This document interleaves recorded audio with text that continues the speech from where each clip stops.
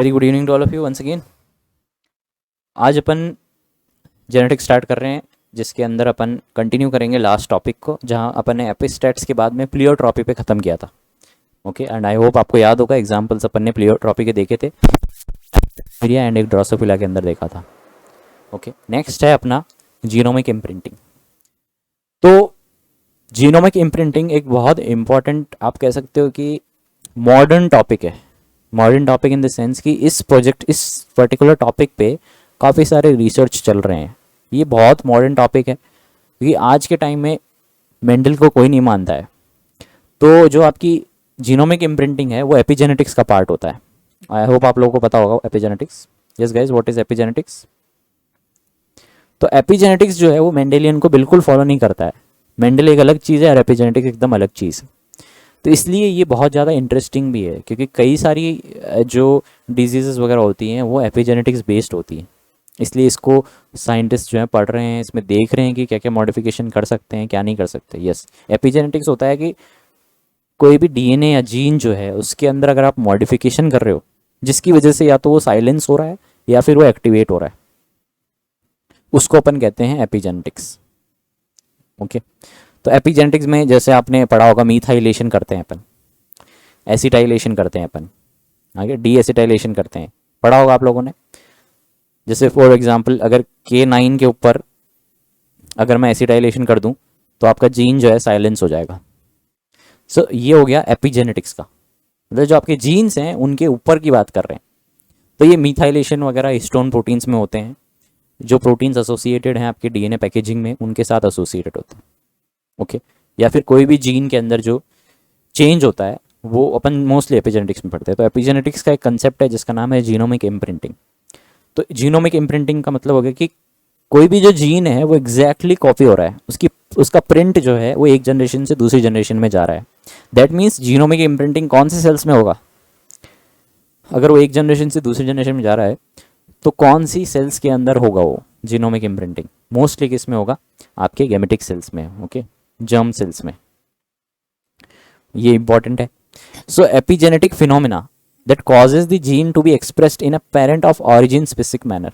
Parent of origin मतलब अगर mail के अंदर एग्जाम्पल कोई जीन के अंदर म्यूटेशन है, म्यूटेशन मतलब मॉडिफिकेशन है, तो वो अगर उसके सन होगा तो उसके अंदर वो सेम म्यूटेशन आपको या फिर मॉडिफिकेशन दिखेगा। अगर उसी की डॉटर होगी तो उसमें कोई मॉडिफिकेशन नहीं दिखेगा। भले ही जीन प्रेजेंट है, वो एग्जैक्ट जीन प्रेजेंट है डॉटर में भी, बट वो एक्सप्रेस नहीं हो पाएगा। जबकि वही जीन अगर मेल में जाता चाइल्ड में तो वो एक्सप्रेस हो जाता। Parent of origin specific manner में होता है, मतलब फादर से मेल को ही जाएगा, मदर से फीमेल को ही जाएगा। जीन्स हाउएवर कैन ऑल्सो भी पार्शियली इम्प्रिंटेड। तो ऐसा जरूरी नहीं है कि पूरा एग्जैक्ट कॉपी जाएगा, पार्शियली इम्प्रिंट भी हो सकता है, बट ऐसा भी नहीं है कि इम्प्रिंट होगा हमेशा, ऐसा भी नहीं है। कई बार पार्शियली इम्प्रिंटिंग जो है alleles from both the parents are differently expressed rather than complete expression and complete suppression of one parent allele. Partial imprinting जब होती है तब दोनों पेरेंट्स के जो एलील्स आ रहे हैं उनमें से एक एक्सप्रेस नहीं होता है, एक आधा एक्सप्रेस होता है, या फिर वाइस वर्सा जो भी हो सकता है। So genomic imprinting is an inheritance process independent of the Mendelian inheritance. क्योंकि मेंडल ने जो भी बात करी थी वो उनके जीन्स वगैरह की बात करी थी, एलील्स की बात करी थी। यहाँ पे अपन बात कर रहे हैं एपिजेनेटिक्स की, मतलब अदर देन जीन्स मॉडिफिकेशन तो है बट वो किसी और चीज़ से है जिसकी वजह से उसके ऊपर मॉडिफिकेशन आ रहा है, इसलिए इसको अपन मेंडेलियन से एकदम अलग रखते हैं। It is an epigenetic process that involves the DNA methylation, histone methylation without altering the genetic sequences.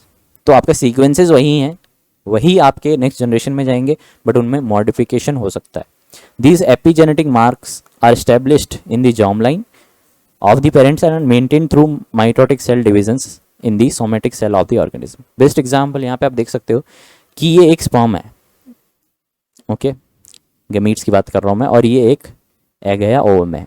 तो इनमें आप देख रहे हो कि ये जो मेल पेरेंट से जो आया है इसके बी के ऊपर कुछ मॉडिफिकेशन है, बी जीन के ऊपर, ओके, और इसमें ए जीन के ऊपर मॉडिफिकेशन है। अब जब ये गमीट बनाए, सोमेटिक सेल्स बनेंगे आपके चाइल्ड के, ये आपका इनका चाइल्ड है, प्रोजेनी है इनकी, उस चाइल्ड में आप देख रहे हो कि सोमेटिक सेल्स के अंदर ए के ऊपर भी मॉडिफिकेशंस हैं, बी के ऊपर भी हैं, क्योंकि दोनों आए हैं। बट जब इसके प्रोजेनीज होंगी, जब ये गैमीट्स प्रोड्यूस करेगा तो उसके स्पर्म के अंदर बी मॉडिफिकेशन होगा। अब वो जीन जो है वो मैटरनल ओरिजिन का है या पैटर्नल ओरिजिन का है, दोनों में आपको बी के ऊपर मॉडिफिकेशन मिलेंगे जहाँ तक वो स्पर्म होगा। तो क्या हुआ कि जो चीज़ आपके मेल पेरेंट में थी वही आपके मेल प्रोजेनीज के अंदर आपको दिखेगी।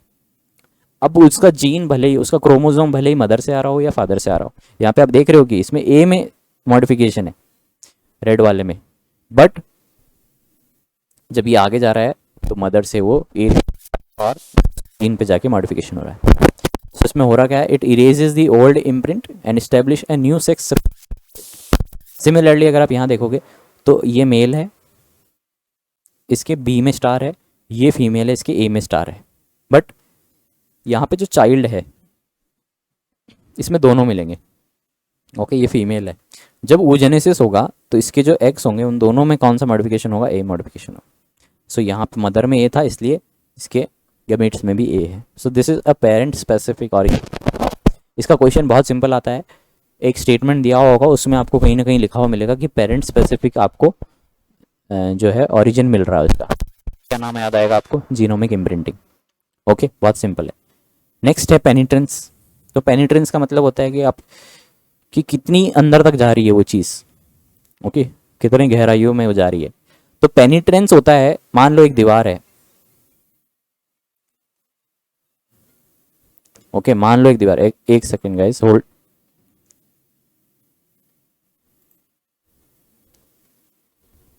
हेलो, अरे भैया मैं तो क्लास ले रहा हूँ यार। नहीं, मैं मीटिंग ले रहा हूँ, मैं घर पे ही हूँ पर मीटिंग में हूँ। हाँ हाँ, सुबह दे देना बच्चे। ठीक है।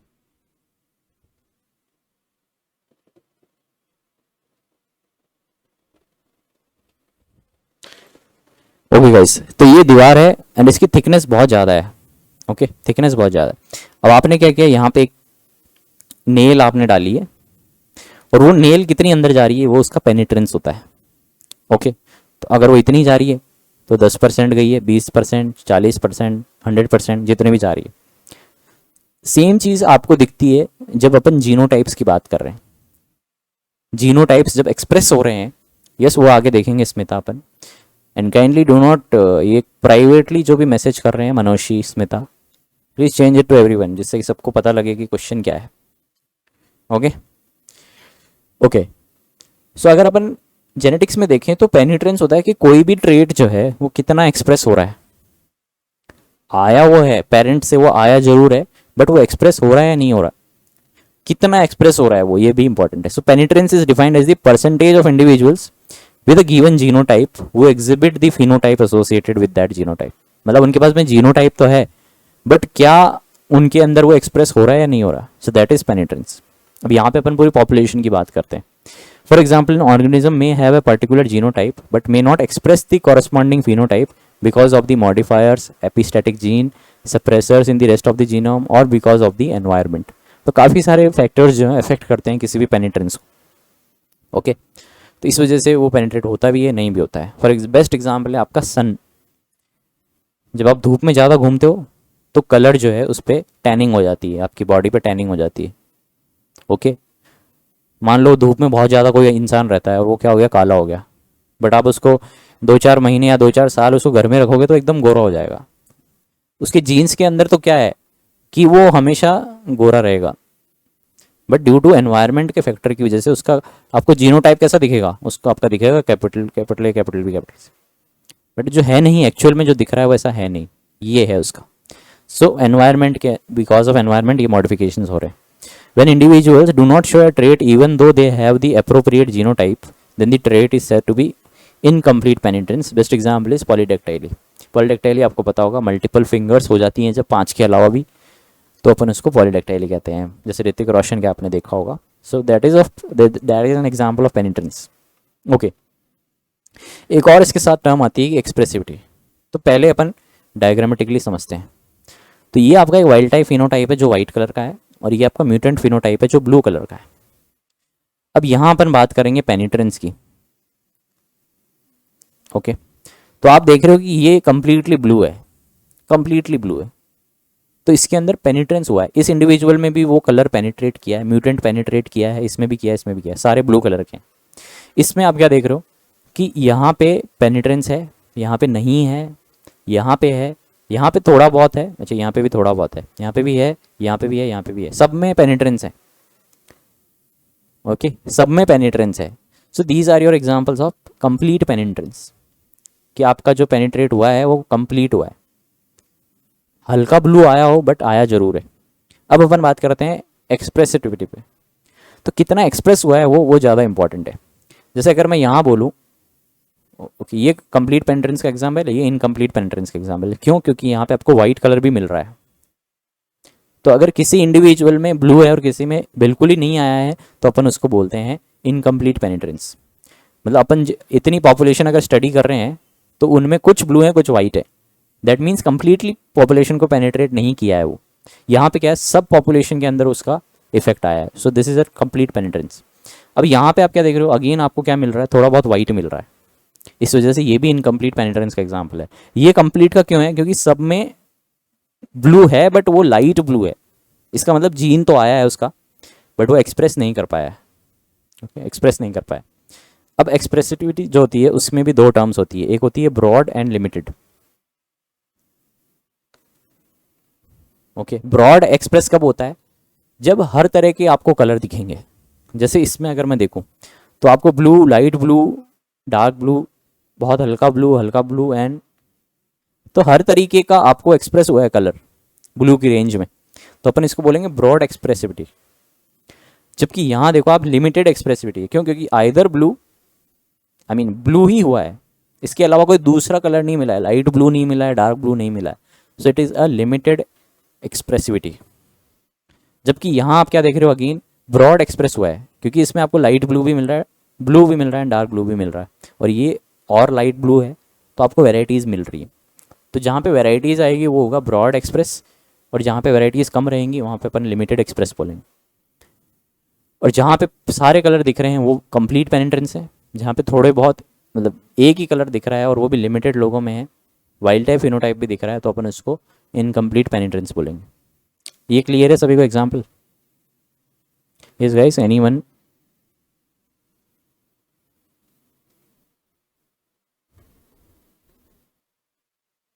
Yes, okay. तो अब आपको ये समझ में आ जाएगा कि यहाँ पे लिखा क्या है। So when individual do not show a trait even though they have the appropriate genotype, the trait is said to be incomplete penetrance. Okay, इसका मतलब हो गया इनकम्प्लीट पेनिट्रेंस। हो एक्सप्रेसिविटी, एक तो ये बहुत क्या बोलते हैं वो माउथ के अंदर जंबल होता है ये शब्द।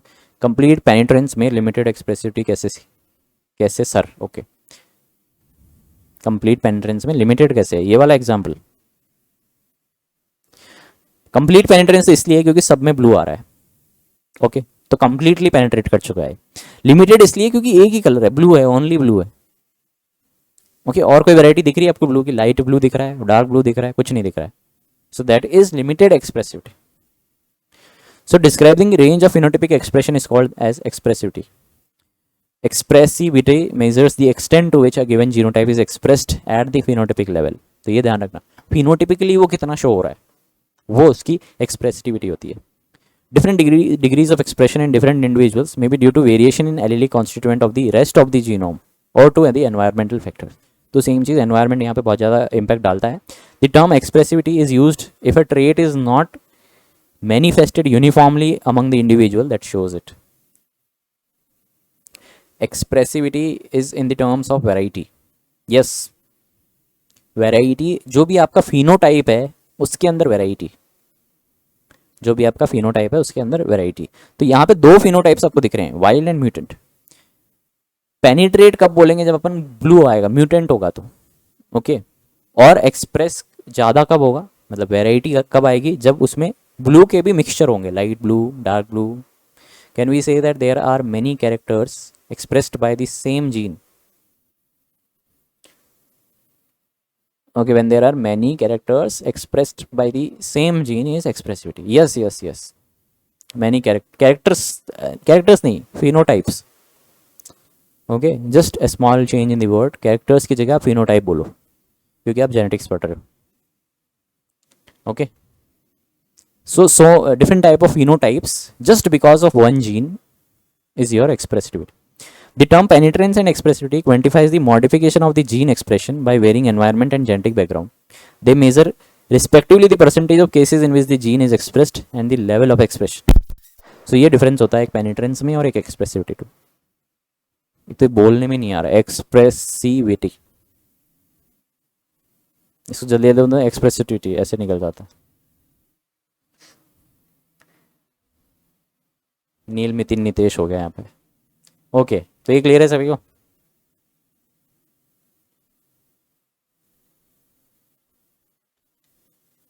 ओके, आगे चलते हैं अपन. यहाँ पे एक और एग्जाम्पल है जो दिखा रहा है आपको. ओके, तो can you tell me guys यहाँ पे पेनिट्रेंस कैसा है? टेल मी पेनिट्रेंस कैसा है यहाँ पे. इसको मत देखो आप.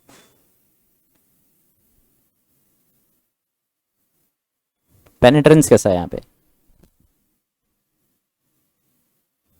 सारी फिगर्स को देखते हुए बात करनी है. ओके ओके, हमारी सिंग लिमिटेड पेनिट्रेंस है यहाँ पे. और कोई?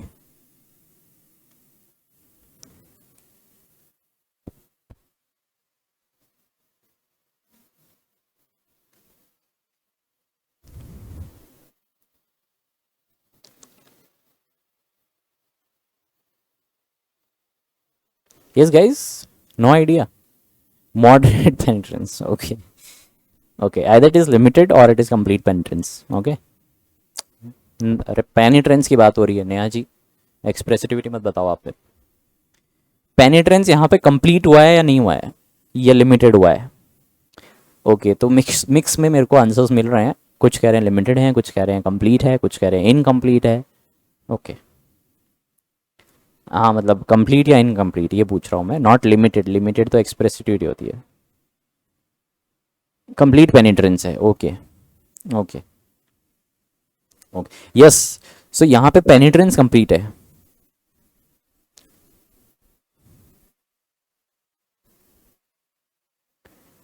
ओके, अब कैसे कंप्लीट पेनिट्रेंस? क्योंकि मोस्टली इंडिविजुअल्स में आपको जो है आंखें दिख रही है, तो आईज विजिबल है, तो वो कंप्लीट पेनिट्रेंस है. अब एक्सप्रेसिविटी की बात करूं अगर मैं, तो वो कैसी होगी? एक्सप्रेसिविटी कितनी होगी? ब्रॉड होगी. ओके, क्योंकि आपको हर वैरायटी की आंख मिल रही है. तो ये क्लियर हुआ सभी को? यस गाइस, कोई डाउट है कि कंप्लीट कैसे है और ब्रॉड कैसे, किसी को?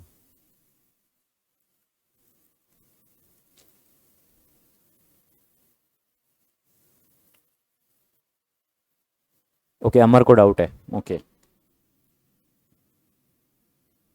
How complete? Okay, yes guys, जिन्होंने कंप्लीट बोला है उनको पूछना चाहता हूँ मैं, हाउ कंप्लीट? इसमें तो है ही नहीं ना आंख, तो कंप्लीट कैसे हुआ?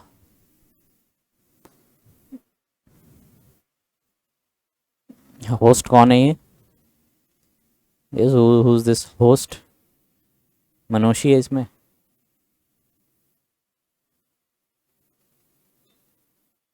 आई मीन जिसने लिखा है how complete in first pick. Yes guys, तो ये हो गया आपका आई मीन इनकम्प्लीट पेनिट्रेंस हो गया. ओके, चिंता जोश. ओके, इनकम्प्लीट पेनिट्रेंस हो गया क्योंकि एक इंडिविजुअल में नहीं है. अगर आप इसको कंप्लीटली डोमिनेंट मानोगे और इसको कंप्लीटली रिसेसिव मानोगे तो दोनों ट्रेट्स दिख रहे हैं. अब ध्यान से डायग्राम को देखो. क्या यहाँ पे वाइट कलर है? नहीं है. क्या यहाँ पे वाइट कलर है? नहीं है. क्या यहाँ पे वाइट कलर है? यस है. क्या यहाँ पे वाइट कलर है? यस है. तो ये दोनों क्या हो गए? इनकम्प्लीट. एक भी अगर पेनिट्रेंस में एक भी अगर आपको एब्सेंट दिख रहा है तो that will result into incomplete penetrance. Yes guys, अब सही है? ओके, एक्सप्रेसिविटी ब्रॉड बोली थी. हाँ, एक्सप्रेसिविटी ब्रॉड है. Okay, no doubt. Okay guys, ये क्लियर है. अब अपन आगे चलते हैं फिनोकॉपी पे. तो मैंने कल बताया था आपको कि एनवायरनमेंट का इन्फ्लुएंस होने की वजह से अगर किसी के पास में जीनोटाइप नहीं है फिर भी वो फिनोटाइप शो कर रहा है, तो उसको अपन कहते हैं फिनोकॉपी, क्योंकि उसने एनवायरनमेंट से उस चीज़ को कॉपी किया. बेस्ट एग्जाम्पल है यहाँ पे ड्रोसोफिला का. आप इसमें क्या देख रहे हो? यहाँ पे an organism whose phenotype has been changed by the environment to resemble the phenotype of a different organism, but a phenotypic trait that resembles the trait expressed by a particular genotype but in an individual who is not a carrier of that genotype. ना तो वो career है, ना उसमें dominant है, ना ही उसमें recessive है, जीनोटाइप ही नहीं है, फिर भी वो उस जीनोटाइप को एक्सप्रेस कर रहा है, दैट इज़ अ फिनोकॉपी। और ये मोस्टली एनवायरनमेंट की वजह से होता है। एग्जाम्पल जैसे टेम्परेचर हो गया, आप किसी चीज़ को, किसी ड्रोसोफिला को मान लो टेम्परेचर पे रख रहे हैं, तो टेम्परेचर की वजह से उसके अंदर कुछ वेराइटीज़ आ रही हैं, उसके अंदर जीनोटाइप नहीं है वैसा, बट फिर भी वैसा जीनोटाइप एक्सप्रेस हो रहा है। ऐसा लगेगा आपको कि ये जीनोटाइप एक्सप्रेस हो रहा है, बट वो नहीं है। So this is a wild type phenotype. इसमें वाइल्ड टाइप ही जर्म लाइन्स है, इसमें भी ये आपका फिनोकॉपी है, this is wild type germ line. तो ये कलर जो चेंज हुआ है that is maybe due to this some kind of environmental disturbances. Okay, red eye mutation in Drosophila sodium metaborate की वजह से। ये सोडियम मेटाबोरेट अपन मोस्टली आई थिंक कल्चर में डालते हैं अपन इस, क्योंकि मैंने ड्रोसोफिला के एक्सपेरिमेंट्स नहीं किए हैं तो मेरे को आइडिया भी नहीं है, या तो आप उसको खुद नहीं किए हैं आपने। ओके, तो क्योंकि सोडियम मेटाबोरेट जो है उसका मेरे को आइडिया है नहीं, वैसे मोस्टली मैंने पढ़ा होगा कहीं, मेरे को ऐसे आइडिया है कि कुछ ना कुछ है इसका। Okay, I will check. But best example जैसे यहाँ पे आप देख सकते हो कि ये जो आपका ड्रोसोफिला है, इसके विंग्स के अंदर जो वेन्स हैं वो नॉर्मल फिनोटाइप में कुछ इस तरीके से होती है। ओके, और क्रॉस वेनलेस भी होती हैं, और आपकी नॉर्मल जो टच करती हैं एक दूसरे को वैसी भी होती है। That is just because of environment में किसी चीज़ की कमी होने की वजह से। जैसे अगर मान लो कोई बोले कि किसी के अंदर है ना टॉलनेस की, किसी प्लांट के अंदर जीनोटाइप है कैपिटल डी, उसको टॉल होना चाहिए, but due to lack of nutrition वो प्लांट जो है वो ड्वार्फ रह जाएगा। तो जीनोटिपिकली वो ऐसा, फिनोटिपिकली वो ऐसा दिख रहा है, बट जीनोटिपिकली वो है ऐसा। तो ये उसके अंदर नहीं है जीनोटाइप, फिर भी एक्सप्रेस हो रहा है। So that is an example of phenocopy, that is because of the environmental conditions. Okay, आप उसको कैसे मीडियम में रखते हो, कैसे कल्चर में रखते हो, कैसा टेम्परेचर है, मॉइस्चर कैसा है, सब चीज़ उसके ऊपर बेस्ड रहेगी। ये क्लियर है फिनोकॉपी। नेक्स्ट है लिंकेज। तो लिंकेज आप सबको पता है कि लिंकेज ही ऐसी टर्म है जिसने मेंडल के सारे एक्सपेरिमेंट्स को फेल किया था, क्योंकि मेंडल का ये कहना था कि एक ट्रेट, एक अलील जो है वो एक ट्रेट को कोड करता है, एक जीन एक ट्रेट का उन्होंने कंसेप्ट दिया था। बट आगे जाके पता लगा कि ऐसा कुछ नहीं है, मल्टीपल एलील्स भी सिंगल ट्रेट को कंट्रोल कर सकते हैं, और एक ट्रेट जो है वो मल्टीपल एलील से कंट्रोल हो सकता है, वो भी पॉसिबिलिटी है। तो प्लियोट्रॉपी भी एक पॉसिबिलिटी है, मल्टीपल एलीलिज्म भी एक प्रॉपर्टी है। फिर आगे चल के जब इन्होंने देखा तो इन्होंने देखा कि कई जीन्स जो हैं वो सेपरेट ही नहीं हो रहे हैं एक दूसरे के साथ, कहीं भी जा रहे हैं तो भी एक दूसरे के साथ जा रहे हैं। So genes on the same chromosomes should be inherited together, ये लिंकेज का मतलब है। Because such genes are physically attached to same structure, they should travel as a unit throughout the meiosis.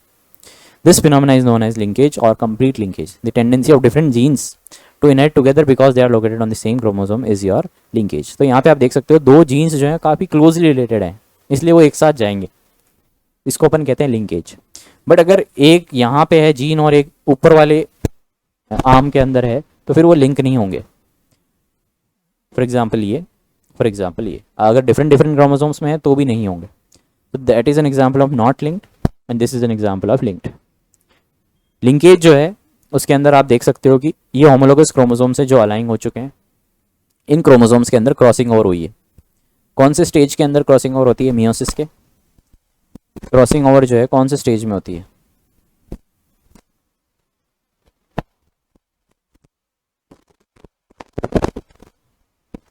Pachytene stage में होती है, that is right. तो pachytene stage जो है उसके अंदर क्रॉसिंग ओवर हो चुकी है, यहाँ पे आप देख रहे हो, और आपको कुछ पोर्शन जो है रेड का मिल रहा है। तो अपन इन क्रोमोसोम्स को क्या कहेंगे? Recombinant chromosomes. और इनको क्या कहेंगे अपन? Parental chromosomes. ओके, तो क्रोमेटिड्स। तो क्रोमेटिड्स जो हैं वो non recombinant and combinant, recombinant भी हो सकती है। यहाँ पे एक एग्जांपल है, एक वाइल्ड टाइप ड्रोसोफिला है, एक वेस्टिजियल ब्लैक वेस्टिजियल ड्रोसोफिला है। तो आप देख रहे हो कि आपको जब प्रोजेनीज मिलेंगी वो ब्लैक वेस्टिजियल भी होंगी और ब्लैक नॉर्मल भी होगी, वाइल्ड टाइप भी होगी एंड ग्रे वेस्टिजियल भी होगी। तो जो सबसे ज़्यादा नंबर किसका है? Black vestigial and wild type का। ओके, तो अगर आपको पेरेंट्स का आइडेंटिफाई करना है जीन कौन सा है, तो आप क्या देखोगे, नंबर ऑफ प्रोजेनीज जो हाईएस्ट होती हैं वो पेरेंट्स की होती हैं, और यस, उल्टा कर दिया है मैंने, please cooperate.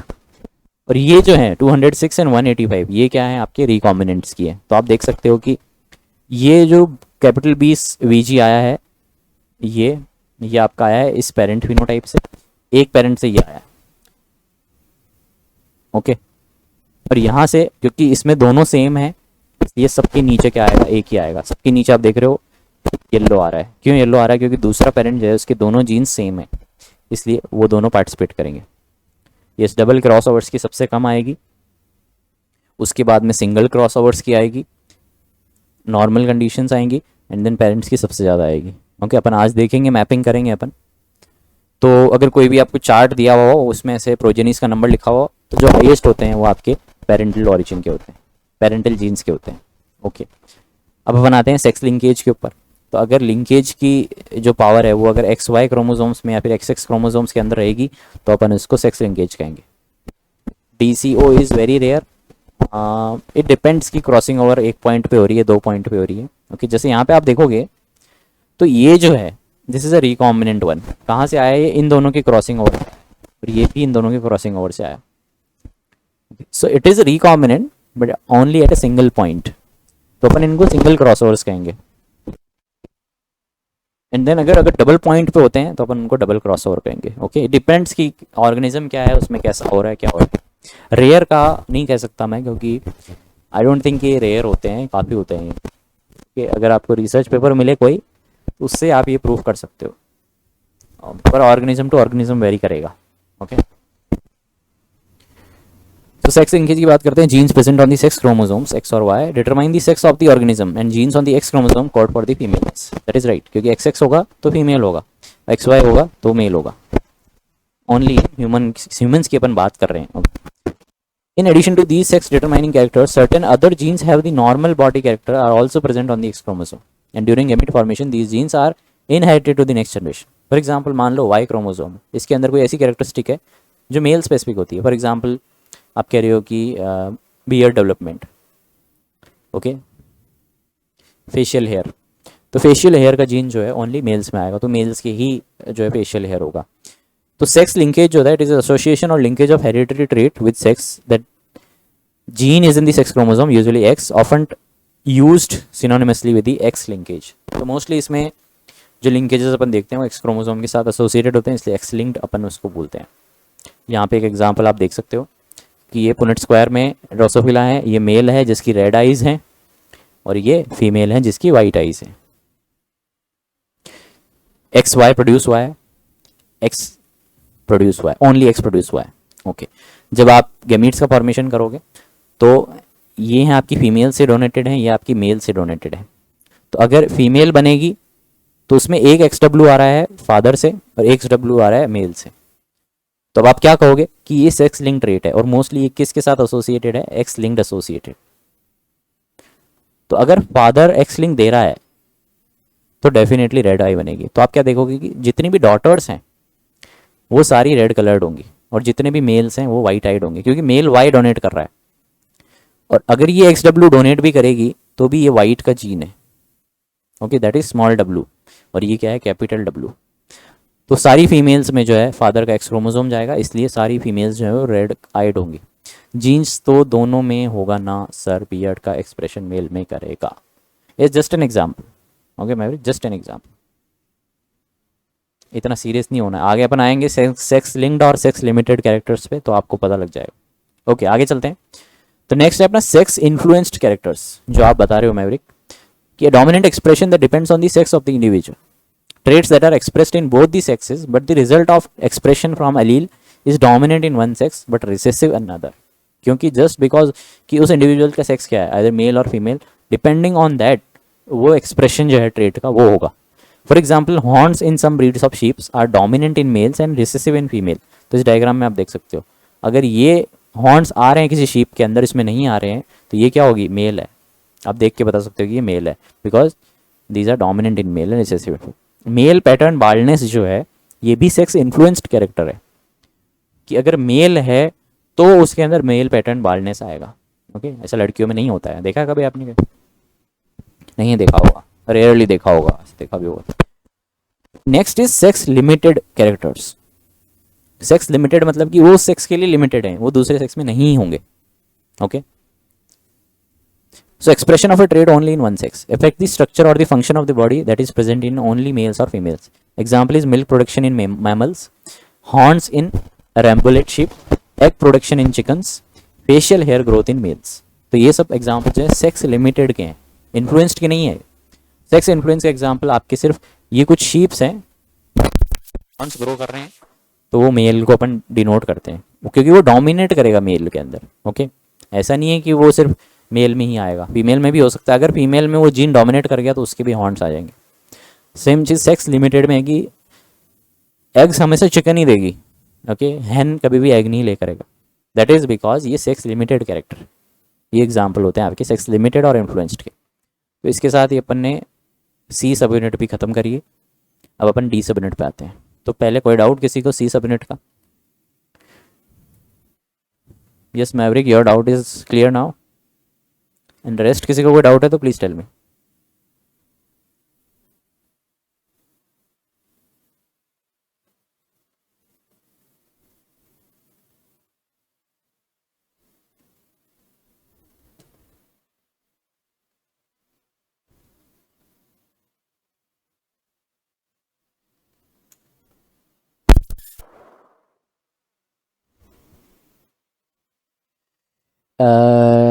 Testosterone is a sex influenced trait.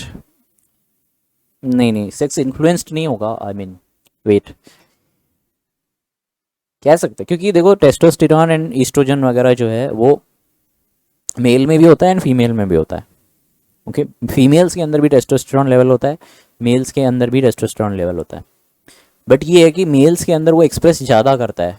Okay, हाँ, तो आप कह सकते हो कि वो it is influenced by the sex. Okay, influenced by the sex. Okay, ऐसा भी होता है कि टेस्टोस्टेरॉन कई फीमेल्स में भी ज़्यादा होने लग जाता है टाइम के साथ में। You can consider it in the influence character. Okay,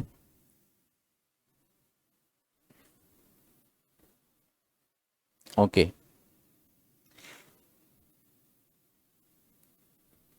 okay guys, आगे चलते हैं अपन नेक्स्ट सब यूनिट पे, जिसका नाम है जीन मैपिंग।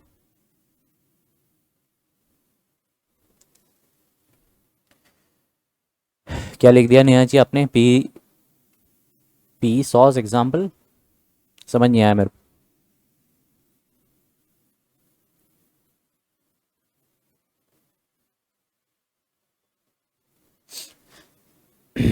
ओके, तो जो आपके जेनेटिक मैप्स होते हैं, क्योंकि जीन मैपिंग जब अपन पढ़ते हैं तो दो कंसेप्ट होते हैं जो कि बहुत इंपॉर्टेंट होते हैं। क्या होते हैं वो? सबसे पहला हो गया आपका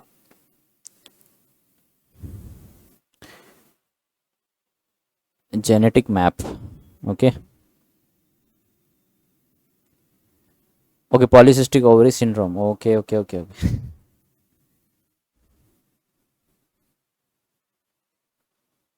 ओके, एग्जाम्पल दे रहे हो आप सेक्स इन्फ्लुएंस्ड के या सेक्स लिमिटेड के? सेक्स लिमिटेड में आ सकता है ये, बिकॉज अगेन ओवरीज जो है। अच्छा, P code in female, yes yes yes yes yes yes yes Neha ji, yes.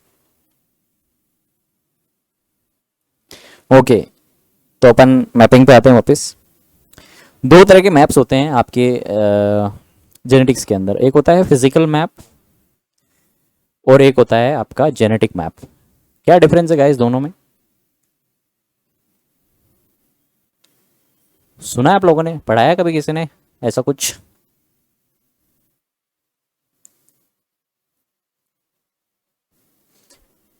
Okay, दो तरह के मैप होते हैं, एक होता है फिजिकल मैप और एक होता है जेनेटिक मैप। तो सबसे पहला डिफरेंस जो अगर मैं बोलूंगा इन दोनों में, वो क्या होना चाहिए?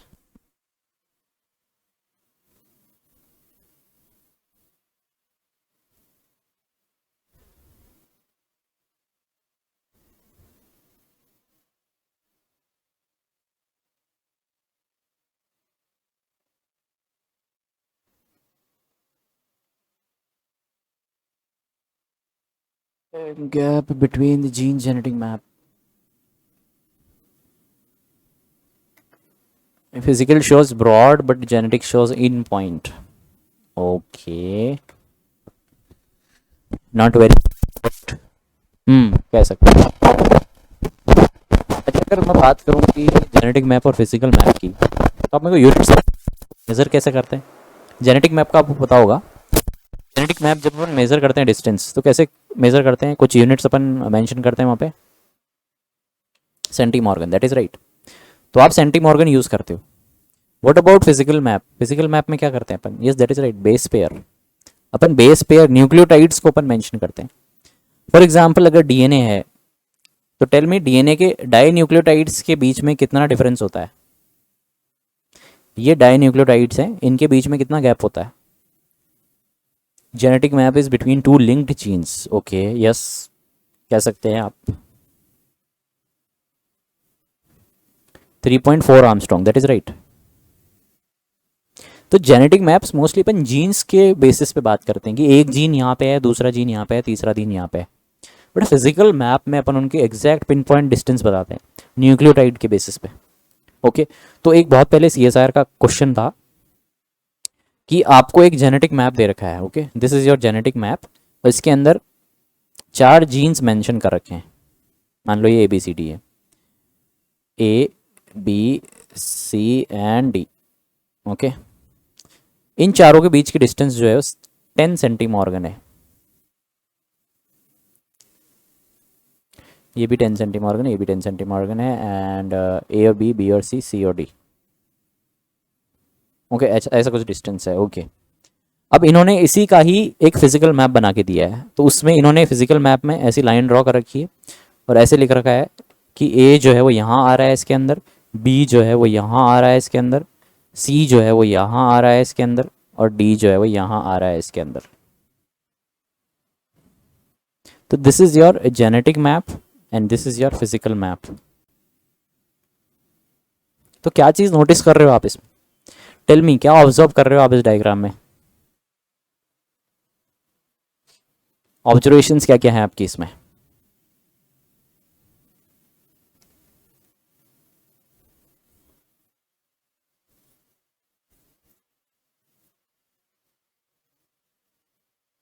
डिस्टेंस चेंज हो गई है. ओके, तो अपन ये देख रहे हैं कि जो जेनेटिक मैप में इक्वी डिस्टेंट है, वो फिजिकल मैप में इक्वी डिस्टेंट नहीं है.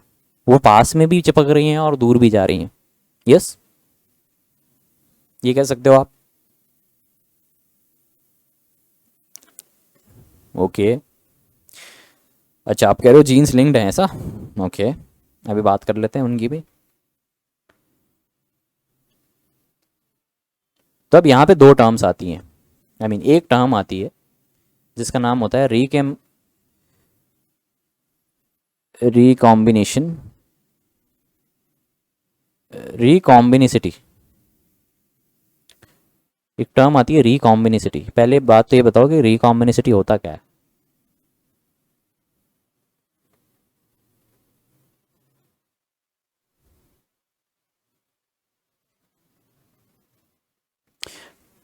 ओके, रिकॉम्बिनोजेनिक.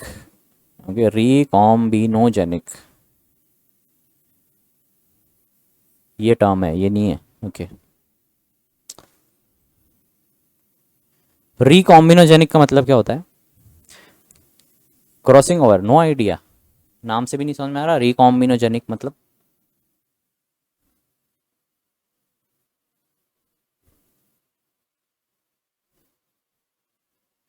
Crossing over. ओके, तो री का मतलब क्या होता है? What is recombination? Yes, who can recombine, that is right. जो रिकम्बाइन हो सकते हैं. Okay, exchange of genetic material हो सकता है. ओके, तो टेल मी, ए और बी और सी को अगर मैं कंपेयर करूं, तो मोर रिकॉम्बिनोजेनिक कौन है? मोर रिकॉम्बिनोजेनिक कौन है?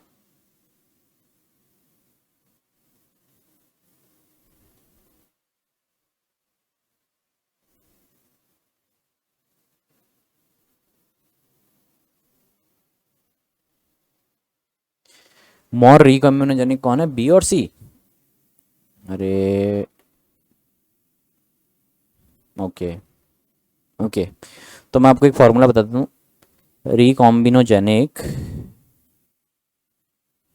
रिकॉम्बिनोजेनिक is inversely proportional to the distance between jeans.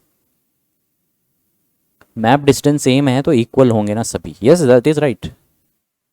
Yes Maverick, अगर आप इस चार्ट को देखोगे तो आप कहोगे सब इक्वी डिस्टेंट है, तो रिकॉम्बिनोजेनिसिटी सब में सेम होनी चाहिए। बट एक्चुअल में आपको क्या देखना चाहिए, आपको फिजिकल मैप देखना चाहिए।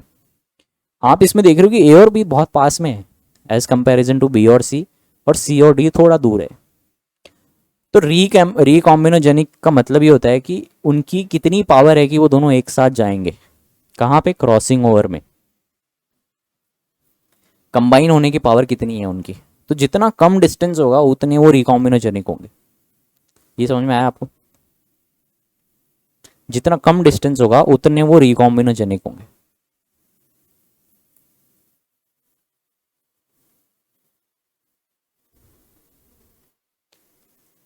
यस गाइस, ये क्लियर है सभी को, बात समझ में आ गई? नाउ टेल मी, ए और बी का डिस्टेंस जो है, आई मीन ए और बी और सी में रिकॉम्बिनोजेनिक ज्यादा कौन है?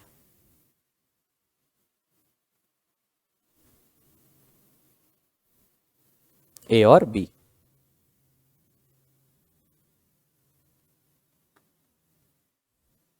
Okay, so although this physical distance between A and B is less than between C and D, the region between A and B is more recombinogenic.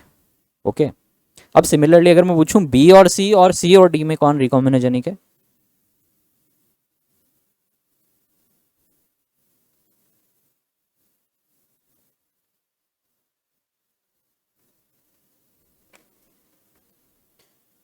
तो ऑब्वियसली C एंड D, क्योंकि वो थोड़ा पास में है। ओके, तो ये concept बहुत important है, इस पे क्वेश्चन आया हुआ है, एज इट इज क्वेश्चन आया हुआ है। अब आपको कहीं वो क्वेश्चन मिले तो उसको करके देखना, बहुत सिंपल है वो। तो अब आपको समझ में आया कि जेनेटिक मैप और फिजिकल मैप में क्या होता है। वहाँ पे आप जो जेनेटिक मैप में आपको जो इक्वी डिस्टेंस दिख रहे हैं वो एक्चुअल में होते नहीं है। जब आप उनको फिजिकल मैप पे लेके आओगे तो they may be very close related, या फिर वो सेपरेट भी हो सकते हैं। तो ये डिफरेंस होता है आपके एक जेनेटिक मैप में और फिजिकल मैप। तो यहाँ पे आप देख सकते हो कि एक जेनेटिक मैप दिया हुआ है और एक फिजिकल मैप दिया हुआ है। फिजिकल मैप में अपन न्यूक्लियोटाइड्स के डिस्टेंस की बात करते हैं, जेनेटिक मैप में आपको सेंटीमॉर्गन में बात होती है, and it is with the respect of alleles. ऐसा क्यों है कि डिस्टेंस कम होगा तो लिंक्ड होंगे, तो लिंक्ड ही होंगे। अच्छा, ऐसा अगेन वही कंसेप्ट जो अपन पहले देख के आए हैं गरिमा, डिस्टेंस कम होगा तो वो दोनों क्लोज रिलेटेड हो जाएंगे। ओके, तो जब वो क्रॉसिंग ओवर होगी तो दोनों साथ में ऑटोमेटिकली चले जाएंगे, क्योंकि उनके बीच में डिस्टेंस ही नहीं है। अगर जीन जा रहा है तो वो पूरा एज इट इज ऐसे यूनिट चला जाएगा। जैसे अपन ने सूडो एलिलिज्म में बात करी थी कि अपन उनको सूडो एलिल्स कब कहते हैं, जब वो एक साथ चले जाते हैं।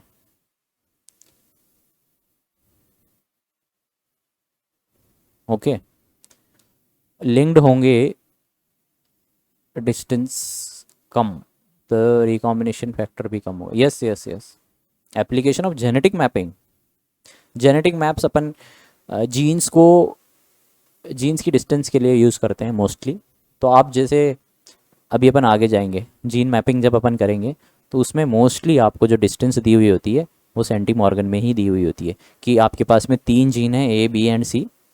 इसका सेंटीमॉर्गन में है 20 सेंटीमॉर्गन डिस्टेंस, इसका 12 सेंटीमॉर्गन डिस्टेंस है। ओके, तो फिर आपको बताने हैं कि मान लो इसमें से 1000 प्रोजेनीज बनी है, 1000 प्रोजेनीज बनी है, ये आपका जीन है। उस जीन के अंदर 3 जीन्स हैं, आपको पहले इनका ऑर्डर बताना है। आई मीन ऑर्डर तो खैर मेंशन होगा, आपको बताना है कि इसमें से पेरेंटल कितने बनेंगे 1000 में से, डबल क्रॉस ओवर कितने बनेंगे, सिंगल क्रॉस ओवर कितने बनेंगे। तो उन चीज़ों को आइडेंटिफाई करने के लिए अपन मोस्टली जेनेटिक मैप का यूज़ करते हैं। अपन आगे क्वेश्चंस करेंगे तब आपको ये क्लियर हो जाएगा। Yes, particular gene order find करने के लिए एंड लोकेशन फाइंड करने के लिए, एंड नंबर ऑफ प्रोजेनीज भी, कि रिकॉम्बिनेंट कितनी है, नॉन रिकॉम्बिनेंट कितनी है, पेरेंटल कितनी है, ये सब भी फाइंड कर सकते हैं इस। ओके ओके, सो ये हो गई बात। अब यहाँ पे एक एग्जांपल दिया हुआ है, क्रोमोसोम है, इसमें कुछ पॉइंट्स मेंशन किए गए हैं, A B C D E F G H. तो यहाँ पे कुछ पॉइंट्स लिखे हुए हैं। Genes are shown in the relative order and the distances from each other are based on the pedigree studies. तो आप क्या नोटिस करोगे, the chance of chromosomes breaking between A and C, A और C के बीच में टूटने के chances is higher than the chances of chromosome breaking in between A and B. That is right. Distance ज़्यादा है तो ऑब्वियसली इनके टूटने के चांसेस क्या होंगे, अलग होने के चांसेस ज़्यादा होंगे as compare to A and B, क्योंकि they are very closely related, तो वो एक साथ एज ए यूनिट बिहेव करने लग जाएंगे। Similarly the chance of the chromosome breaking between E and F is higher than the chance of the chromosome breaking between F and G. Again same concept, distance बहुत कम है F और G के बीच में। The closer the two genes are the more likely they are inherited together, co-occurrence. If the pedigree studies show a high incidence of co-occurrence, those genes will be located close to each other on a genetic map. तो co-occurrence का मतलब है कि वो बहुत पास में है, ये चीज़ आपको पता होनी चाहिए। तो ये जेनेटिक मैप अपन इस तरीके से कुछ बातें कंक्लूड कर सकते हैं, तो ये आपको पता होना चाहिए। ओके, और फिजिकल मैप से अपन बहुत कुछ रिकॉम्बिनेसिटी इंक्लूड कर सकते हैं, उससे निकाल सकते हैं कि ये रिकम्बाइन होंगे या नहीं, भले आपको इक्विडिस्टेंट दिख रहे हो बट एक्चुअल में उनके अंदर क्या है। ओके, अब अपन आते हैं लिंकेज मैप्स के ऊपर, जो कि अगेन इंपॉर्टेंट टॉपिक है। तो लिंकेज मैप्स जो हैं आपके, ये सेंटी मॉर्गन पे चलते हैं, जिनको अपन जीन मैप्स कहते हैं। लिंकेज मैप इसलिए कह रहे हैं क्योंकि उनके जीन्स के अंदर लिंकेज हो रहा है, इसलिए लिंकेज मैप्स कहते हैं। A map of the gene and the DNA markers on the genome of the organism based on the linkage analysis. तो लिंकेज मैप मोस्टली अपन जो है मार्कर्स, मॉलिक्यूलर मार्कर्स के साथ में स्टडी करते हैं। ओके, मॉलिक्यूलर मार्कर्स क्या होते हैं कि आपने ऐसा मार्कर बनाया जो पर्टिकुलर स्ट्रैंड पे जाके बाइंड होगा, तो आप उसको पिन पॉइंट कर सकते हो कि यहाँ पे है ये, तो वो लिंक हो गए, मार्कर भी लिंक हो गया अपने जीन से जाके, तो that is also a linkage. तो उस टाइम पे अपन लिंकेज मैप स्टडी करते हैं। A linkage map does not show the physical distance between genes but rather their relative positions as determined by how often the two genes are inherited together. The closer the two genes, the more often they will be inherited together. That means they are more tightly linked. Linkage distance is measured in centimorgan, and 1 centimorgan is defined as the genetic distance between two loci with a recombination frequency of 1%. Recombination frequency of 1%. अगर मेरी recombination frequency 60% है तो क्या linkage होगा या नहीं होगा?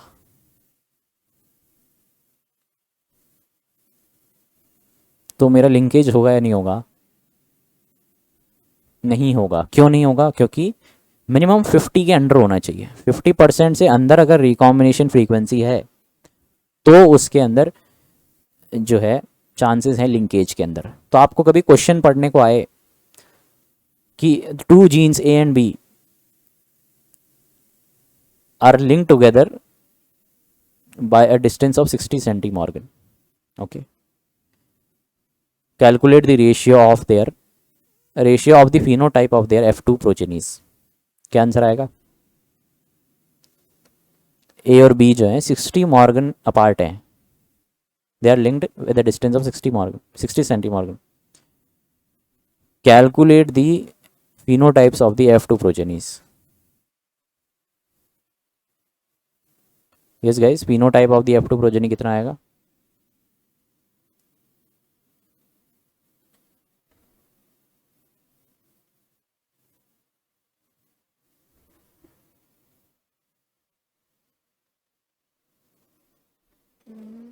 Yes guys, yes, no answers. A and B are two genes that are linked with a distance of 60 centimorgan.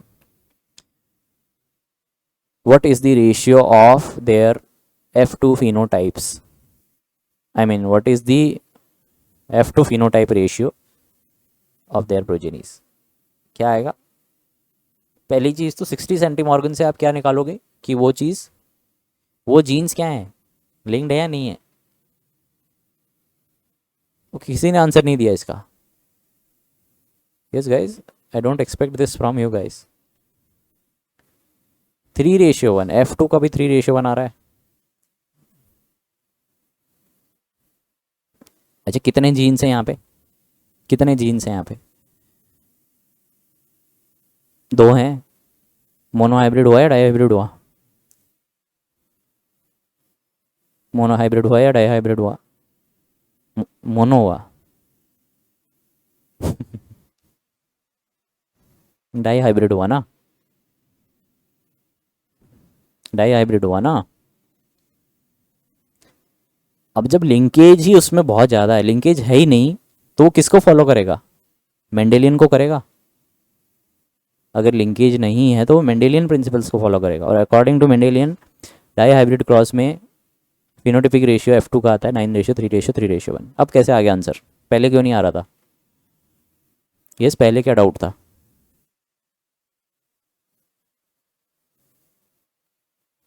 तो ऐसे क्वेश्चंस आप एक्सपेक्ट करो CSIR में, जहाँ पे ट्रिकी क्वेश्चंस होते हैं। ओके, तो लिंकेज नहीं है तो मेंडल पे चले जाना, लिंकेज है थोड़ा बहुत भी तो फिर आपको ये जो मैं बताऊंगा आगे वो चलना है। तो ध्यान रखना कि 1 सेंटीमॉर्गन जो डिस्टेंस होता है वो दो लोकस के बीच में 1% रिकॉम्बिनेशन फ्रीक्वेंसी को डिनोट करता है। Okay okay, no issues. Next linkage points. तो linkage between the genes is detected as a variation from expectations based on the Mendelian principle of independent assortment. The frequency of recombination measures the intensity of linkage. In the absence of linkage, the frequency is 50%. For very tight linkage, it is very close to zero. Recombination is caused by a physical exchange between paired homologous chromosomes early in the prophase of their first meiotic division after the chromosomes have duplicated. At any point along a chromosome, the process of exchange involves 2 or more or 4 chromatids in a meiotic tetrad. Late in the prophase 1 the cross over becomes visible as a chiasmata. तो कुछ नहीं है, फालतू की बातें लिखी हुई है यहाँ पे। इनमें से एक इंपॉर्टेंट पॉइंट है जो मैं समझा चुका हूँ, वो ये है कि अगर लिंकेज की फ्रीक्वेंसी 50% से ज़्यादा है तो लिंकेज नहीं है, 0 के आसपास है तो लिंकेज है। ये फेल करता है लिंकेज किसको? मेंडल के प्रिंसिपल ऑफ इंडिपेंडेंट असॉर्टमेंट को, इसलिए इसको पढ़ना जरूरी है। तो क्रॉसिंग ओवर कहाँ होती है? पैकाइटीन में होती है, मियोसिस 1 में होती है, ये आपको पता है, इसको बताने की ज़रूरत नहीं है। तो यहाँ पे यही एग्जाम्पल दे रखा है क्योंकि यहाँ पे मेंडल ने जो कहा था, ओके, एंड देन जिन्होंने लिंकेज डिस्कवर किया था, इन दोनों की बातों में क्या आ रहा था? वेरिएशन आ रहा था। मेंडल ने कहा मेरा रेशियो आएगा 9:3:3:1। ओके, बट एक्चुअल में रेशियो कितना आया? रेशियो कुछ अलग ही आया था। ओके, रेशियो बहुत अलग आया था। आर ही प्रोजेनीज मिली थी बट रेशियो 9:3:3:1 कभी नहीं था। तो ये जो वेरिएशन है इसको टेस्ट करते हैं अपन काई स्क्वायर टेस्ट से। काई स्क्वायर टेस्ट में काई स्क्वायर का फॉर्मूला क्या होता है कि summation of observed progenies minus expected progenies का square divided by expected number of progenies. Cross हुआ, क्रॉस हुआ, क्रॉस हुआ, क्रॉस हुआ, आपको प्रोजेनीज मिली। क्या ऑब्जर्व किया आपने कि 583 मेरे को पेरेंटल मिली है, 26 मेरे को नॉन पेरेंटल मिली है, 24 मेरे को नॉन पेरेंटल मिली है, 170 मेरे को पेरेंटल मिली है। ये 4 प्रोजेनीज मेरे को मिली है। But expected according to Mendelian ratio आना चाहिए 9:3:3:1। बट अकॉर्डिंग टू दिस आपका रेशियो कुछ और ही आया है। क्या रेशियो आएगा इसका? Can you tell me? कि इसका है 500 की फिगर्स में है, ये 20s की फिगर में है। तो इट इज़, अगर मैं इसको 10 मानूं तो इसको मेरे को 0.9 मानना पड़ेगा, इसको भी मेरे को 0.9 के आसपास मानना पड़ेगा, और इसको मेरे को मानना पड़ेगा 1 के आसपास। तो आपका रेशियो अजीब सा आ रहा है। फिर 10:1:1:2 मान सकते हो आप, ऐसा भी कर सकते हो। तो एक गलत रेशियो आ रहा है। तो आपकी जो भी एक्सपेक्टेड हैं और जो भी ऑब्जर्व्ड हैं उनसे आपको काई स्क्वायर टेस्ट करना है, और आपका जो वेरिएशन आएगा काई स्क्वायर को आएगा 533.6। मतलब इतना वेरिएशन है मेंडल से, 533 प्रोजेनीज का वेरिएशन है। दैट मीन्स बहुत ज़्यादा डिफरेंस है।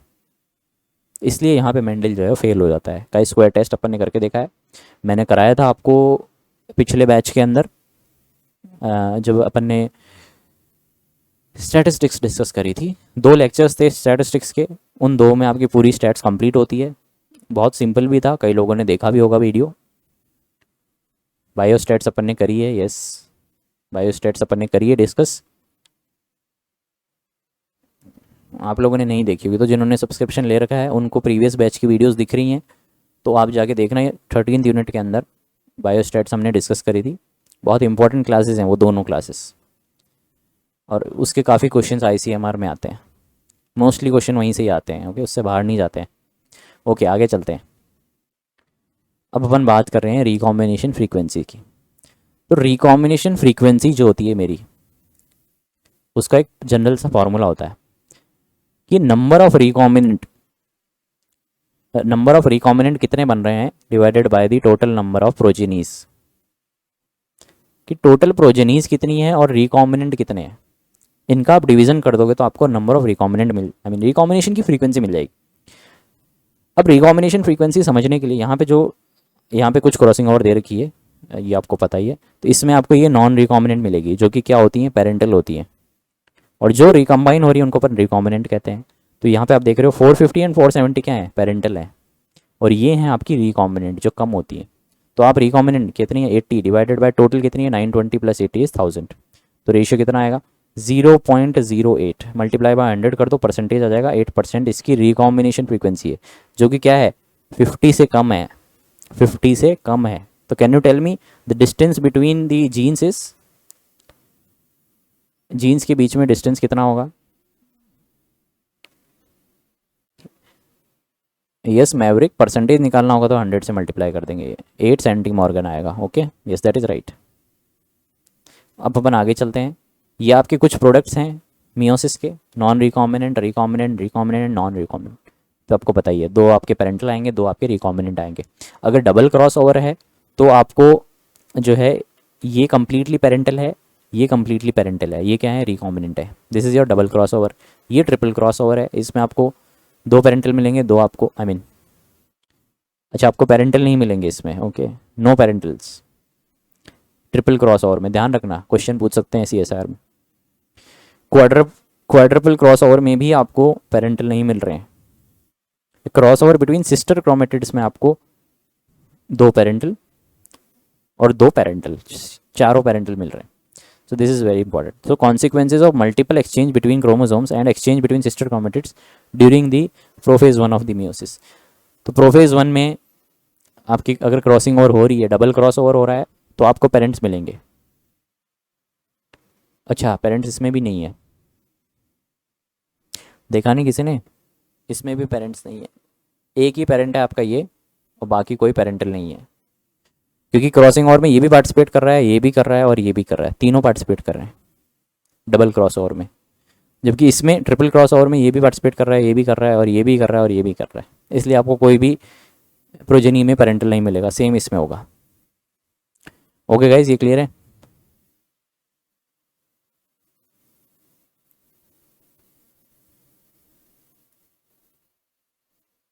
ओके आगे चलते हैं अपन लिंकेज मैपिंग फार्मूलाज पे। तो लिंकेज मैपिंग का जो फार्मूला है उसको समझने के लिए पहले क्वेश्चन कर लेते हैं अपन। ये क्वेश्चन मैं आपको समझाता हूँ, मैं आपको दो क्वेश्चन समझाऊंगा, अगर ये आपके समझ में आ गए तो फिर आपको मैपिंग के क्वेश्चंस में कभी प्रॉब्लम नहीं आएगी। ओके तो कितने लोग हैं जिनको मैपिंग के क्वेश्चंस हार्ड लगते हैं, ये वाले क्वेश्चंस ऐसे देखे हैं आपने, नहीं होते आपसे, हार्ड लगते हैं आपको, ऐसा कौन कौन है।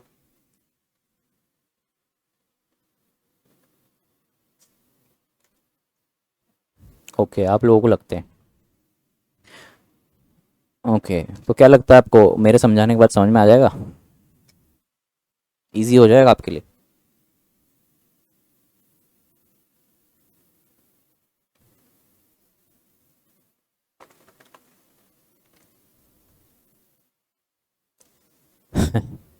Okay let's see. Easy sir, it's very easy. Okay अब मेरे को नहीं पता आपकी ट्रिक्स क्या हैं, कैसे सॉल्व करते हो आप लोग,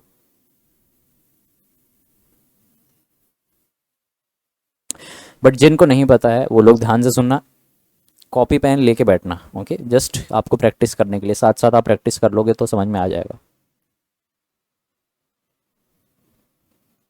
तो सबसे पहले आप इस क्वेश्चन को पढ़ोगे तो इसने कहा है कि एक popular is a dioecious plant, a wild plant with the three genes was crossed with a triple recessive mutant। ये क्या है आपका ट्रिपल रिसेसिव है। The F1 male hybrid was then back crossed with a triple mutant and the phenotypes were recorded as follows। क्या है ये सारी बकवास। आगे चलते हैं, ये है आपका मेन टेबल दी हुई है। तो इस टेबल से आप पेरेंटल फिनोटाइप्स बता सकते हो कि पेरेंटल कौन कौन से हैं। अगर मैं पेरेंटल लिखना चाहूँ तो कौन कौन से हैं, नंबर्स में बता दो, आप न्यूमेरिक्स बता दो कि ये पेरेंट्स के हैं। 300 and 310 with the highest number, with the highest number तो सबको पता है, इसमें कौन सा है वो हाईएस्ट नंबर, ओके, तो आप कह रहे हो एक 300 है पेरेंटल एंड एक है 310 पेरेंटल है। ओके, तो मैं उनको लिख लेता हूँ यहाँ पे। अब मैं क्या करूँगा, क्योंकि ये चीज़ नहीं लिखूंगा, ये चीज़ सब में कॉमन है, आप देख सकते हो क्यों, क्योंकि क्रॉसिंग ओवर आपने ट्रिपल रिसेसिव से करवाई है, तो ये चीज़ एकदम कॉमन है सभी में। तो आप लिखोगे capital A, capital B, capital C. ये एक पेरेंटल है, ये दूसरा पेरेंटल है, क्या है, small A small b small c, small A small B and small c. ये आपका पेरेंटल 2 है। ओके, अब टेल मी कि डबल रिकॉम्बिनेंट कौन से हैं। डबल रिकॉम्बिनेंट वो होते हैं जो सबसे कम होते हैं। आंसर आंसर अभी रखो अपने दिल में छुपा के। तो सबसे छोटे वाले जो होते हैं वो होते हैं डबल रिकॉम्बिनेंट, मतलब कि उनमें 2 क्रॉसिंग ओवर्स हुई है, तो डबल रिकॉम्बिनेंट होते हैं सबसे छोटे, जो कि कौन से हैं, 16 एंड 14। उनकी भी मैं यहाँ पे मैप लिख लेता हूँ कि it is small A, capital B and small C. Okay, और एक है इसका जस्ट ऑपोजिट होगा, कैपिटल ए होगा, स्मॉल बी होगा एंड कैपिटल सी होगा। अब आप देख सकते हो इसमें capital A, small B and capital C. तो ये हो गया आपके डबल रिकॉम्बिनेंट। अब सबसे पहले इसमें अपन जो आइडेंटिफाई करते हैं, इस क्वेश्चन में नहीं गिवन है, बट कई क्वेश्चन में आपको गिवन होगा कि what is the order of the gene. तो ऑर्डर ऑफ द जीन निकालने के लिए अपन पेरेंट्स और डबल रिकॉम्बिनेंट्स को कंपेयर करते हैं। कैसे कंपेयर कर रहे हो आप, ये देखो कि कैपिटल ए आपका यहाँ पे है, यहाँ पे है स्मॉल ए, ठीक है, कैपिटल बी आपका यहाँ पे है, कैपिटल बी यहाँ पे है, और कैपिटल सी यहाँ पे होना चाहिए, यहाँ पे स्मॉल सी है। तो कंपैरिजन में आप क्या देख रहे हो कि सिर्फ बी जो है वो अपनी गलत जगह पे है, बाकी सब अपनी सही जगह पे है। ये समझ आ रहा है, कैपिटल बी सिर्फ गलत जगह पे है, बाकी सब सही जगह पे है, क्योंकि जो ज़्यादा स्मॉल ए स्मॉल सी हैं तो इनके साथ में स्मॉल बी होना चाहिए था according to parent. According to parent B जो है यहाँ पे गलत है, जबकि इसमें क्या है, कैपिटल ए है, कैपिटल सी है, जो कि सही है, पेरेंटल को मैच कर रहा है, बी नहीं कर रहा है मैच। तो बी जो है आपका, ये है मिडिल ऑर्डर जीन, जो आपका मिडिल में आएगा, मिडिल जीन जो है वो ये है। तो आपको सबसे पहले कोई भी क्वेश्चन में पेरेंट्स का लिखना है और डबल क्रॉसओवर्स का लिखना है। अगर मान लो यही सीन ऐसा होता कि ये मेरा कैपिटल ए है, ये मेरा कैपिटल बी और ये मेरा स्मॉल सी है, तो डेफिनेटली सी मिडल में आता, फिर मेरा जीन ऑर्डर जो होता वो होता A C and B. Yes, A C and B. Yes, यहाँ पे ऑर्डर कुछ भी हो सकता है, ए बी सी भी हो सकता है, सी बी ए, जिधर से आप पढ़ना चाहो उधर से।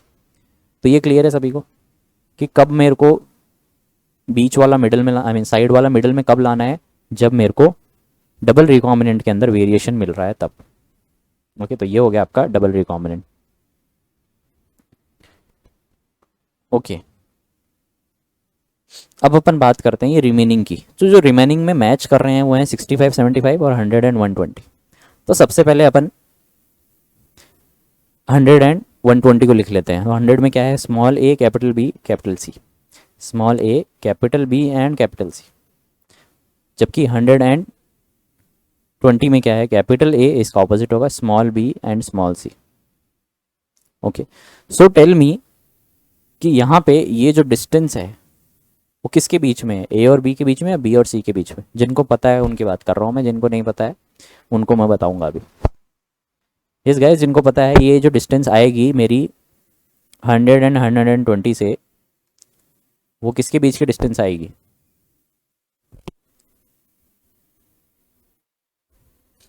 ए और बी के बीच में। ओके, चेक करते हैं अपन। ओके, तो सेम चीज़ जो अपन ने ऑर्डर निकालने के लिए करी थी, अब वो सेम चीज़ अपन क्या करेंगे, यहाँ पे करेंगे कंपेयर। तो अपन कंपैरिजन में क्या देख रहे हैं कि ये स्मॉल ए है, ये कैपिटल ए है, चेंज हो गया, ये कैपिटल बी है और ये कैपिटल सी है, ये कैपिटल बी है और ये कैपिटल सी है, दैट मीन्स ये चेंज हो रहा है। अब ये अपने पड़ोस वाले के रिस्पेक्ट में चेंज होगा। So this is the distance between A and B. Okay, this is the distance between A and B. तो आप कहोगे कि अगर मेरे को ए और बी का डिस्टेंस चाहिए तो 100 according to formula 100 plus 120 plus double recombinant भी ऐड करने पड़ते हैं आपको। तो कितने होते हैं, 16 plus 14 divided by total number of progenies, जो कि यहाँ पे आएगी आई थिंक कितनी आएगी, 1000 मल्टीप्लाइड बाय 100। कितनी टोटल नंबर ऑफ प्रोजेनीज कितनी है, 1000 ही है। तो ये फॉर्मूला होता है आपका डिस्टेंस निकालने का ए और बी के बीच में। तो कितना आएगा ये आंसर इसका, 25 आएगा। तो आपके ऑप्शंस क्या हो गए, आइदर दिस और दिस। तो पहली बात तो ये क्लियर हुआ सभी को कि कैसे पता लगाएंगे कि ये डिस्टेंस ए और बी के बीच का है, ये क्लियर है। यस गाइस, जिनको नहीं आता था ये उनको पूछ रहा हूँ मैं।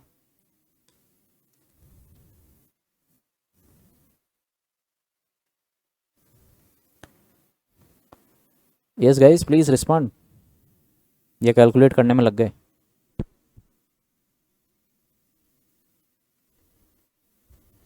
तो आपको अकॉर्डिंग टू फॉर्मूला प्रोजेनीज जो कि सिंगल क्रॉस ओवर है, लास्ट स्टेप कौन सा, ये वाला जहाँ पे वैल्यूज लिखी है, या फिर ये मैप करना नहीं आया।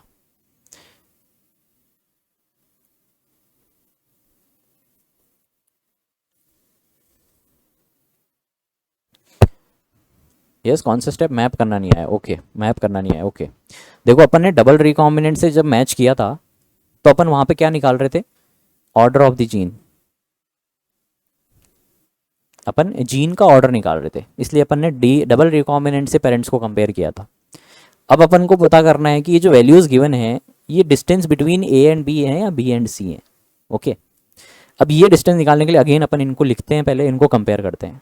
तो आप सेम चीज़ देखोगे जैसे अपन ने इसमें देखा था कि ए कैपिटल है यहाँ पे, बट यहाँ पे क्या है, स्मॉल ए है।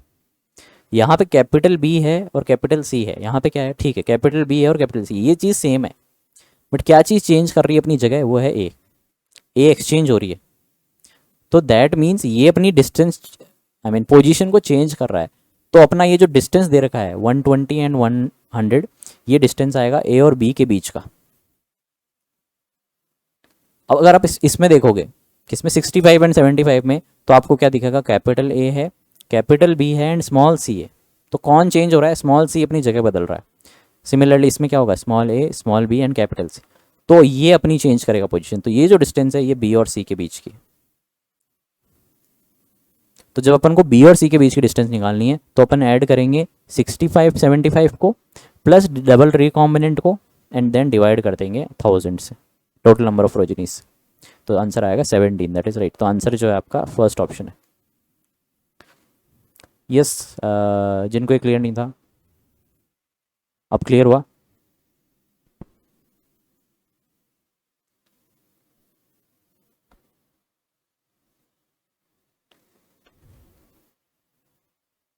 Yes Neha ji and Shubham, not Shubham Shri, host जो भी है होस्ट,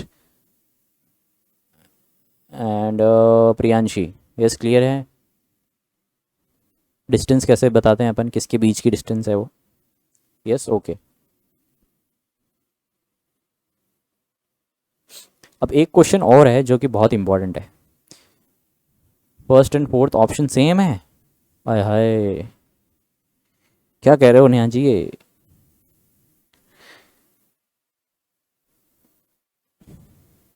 कैसे सेम है, मतलब ये 25 है, ये 33 है,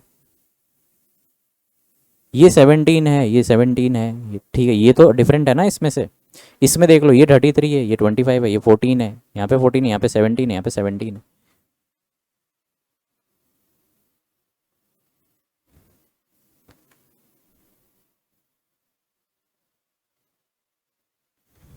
ओके अब मैं जो इंपॉर्टेंट क्वेश्चन समझाने जा रहा हूँ वो ये है,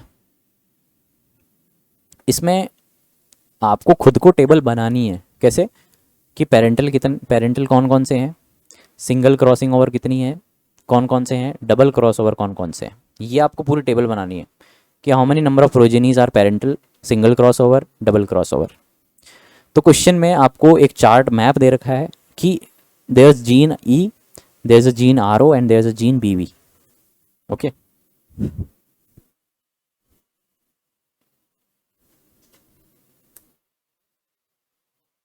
तीन जीन्स आपको दे रखे हैं और उनके बीच में डिस्टेंस आपको गिवन है। क्या डिस्टेंस है, इसके अंदर है 20 मैप यूनिट्स एंड इसके अंदर है 12 मैप यूनिट्स। इसने कहा है कि the loci of these mutations have been mapped and separated by the following map distance, the interference between the genes is 0.4। अब अपन आते हैं अपनी उस स्लाइड के ऊपर। यहाँ पे कुछ फॉर्मूलाज दे रखे हैं। पहली बात तो फ्रीक्वेंसी ऑफ जो रिकॉम्बिनेंट्स हैं वो यहाँ पे लिखा हुआ है। तो रिकॉम्बिनेंट्स में वो फ्रीक्वेंसीज आएंगी जो डिस्टेंस जिनके बीच में देख रहे हैं, प्लस डबल रिकॉम्बिनेंट, क्योंकि सारे रिकॉम्बिनेंट होंगे, उन दोनों सबको ऐड करके अपन को मल्टीप्लाई करना है 100 से, I mean divided by number of progenies and. इसमें एक और लिखा हुआ है, वो है क्रोमोसोमल इंटरफेरेंस। क्रोमोसोम इंटरफेरेंस क्या होता है कि crossing over in one region decreases the probability of second cross over. क्या मतलब हुआ इसका? मान लो ये क्रोमोसोम है और एक ये क्रोमोसोम है, जब ये दोनों क्रॉसिंग ओवर करेंगे तो इनकी क्रॉसिंग ओवर होने के चांसेस क्या हो जाएंगे? खत्म हो जाएंगे। सो this is your chromosome interference. एक क्रोमोसोम जब क्रॉसिंग ओवर करेगा तो वो दूसरे को या नियर बाय जो भी क्रोमोसोम है उनको क्रॉस ओवर नहीं होने देगा। ओके तो क्रोमोसोमल इंटरफेरेंस जो है वो एक बहुत इंपॉर्टेंट चीज़ है। अब एक नाम आता है coefficient of coincidence. Coefficient of coincidence क्या होता है? The observed number of double recombinant divided by the expected number of double recombinant. इसको अपन पढ़ते हैं observed number of double recombinant and expected number of double recombinant. तो इसको मैंने trick बनाई थी ओ बाई करके। ओ बाई मतलब O is observed and by means E मतलब एक्सपेक्टेड। बाई मतलब observed upon expected, this is the by divided by वाला। तो ध्यान रखना कि कोफिशिएंट ऑफ कोइंसिडेंस हमेशा observed number of progenies, observe number of not progenies, double recombinant divided by the expected number of double recombinant. तो question में आपको mention होता है कि ये मेरा observe number of double recombinant है या फिर ये मेरा expected number of double recombinant. अगर दोनों में से एक भी चीज़ पता है तो आप कोफिशिएंट जो है निकाल सकते हैं। अभी देखेंगे अपन कैसे। अब इंटरफेरेंस और सीओसी जो है वो लिंक करते हैं। Interference is equals to 1 minus COC. जो भी सीओसी की वैल्यू है उसमें से एक माइनस कर दोगे तो आपको क्या मिलेगा? Coefficient of coincidence. ओके अब अपन देखते हैं यहाँ पे इस क्वेश्चन में क्या कह रहा है। इस क्वेश्चन में कह रहा है कि इंटरफेरेंस जो है मेरा 0.4 है। इंटरफेरेंस का क्या फॉर्मूला होता है? 1 माइनस सीओसी। और सीओसी क्या होता है मेरा? Yes guys, COC is observe double recombinant divided by expected double recombinant. ये क्लियर है?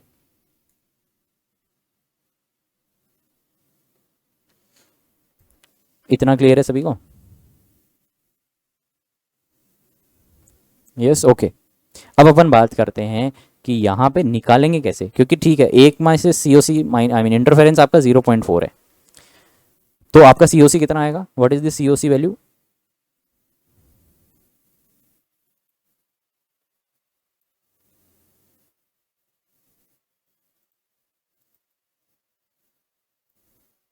सीओसी की वैल्यू आएगी 0.6, दैट इज राइट, 0.6।